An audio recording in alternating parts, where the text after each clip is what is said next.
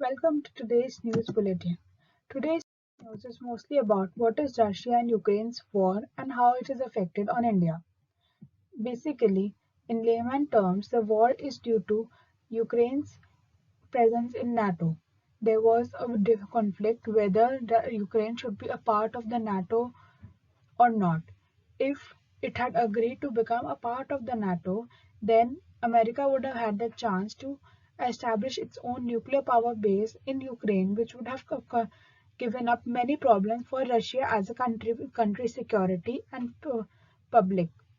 Now, in order to avoid that, Russia had spoken with Ukraine on the same matter because Ukraine had not obliged to their orders or their requests. They have started a war against Ukraine. This has been going on since 23rd of February. Now, due because this is a ge- worldwide issue and USA has also been involved in this, then it is bound to affect the whole economy of the country, of the world, including India. There are three main steps where it will be affecting India, which is the rupee will weaken. There will be an increase in inflation because India is importing many goods like crude oil from Russia. There will also be a current account deficit due to uh, fast expenditures during this time.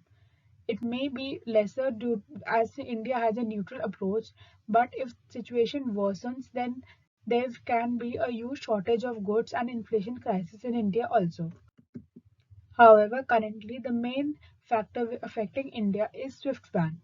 The Russia has been neglected to use SWIFT transactions across the country.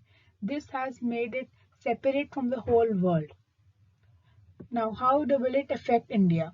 As we said, as you know before, that India has been importing goods from Russia. Also, India exported goods to Russia and Ukraine. Ukraine is also the major exporter for wheat. Now, after Ukraine, India is also a big exporter for wheat. After after this swift ban in Russia and crisis in Ukraine, India will emerge as a good importer for vegetable oil, for wheat, etc. And also that the swift transactions which are not working in Russia right now will affect all the orders from Russia, which will be a directly impact on on the country's exporters and importers. This was all for this news bulletin. We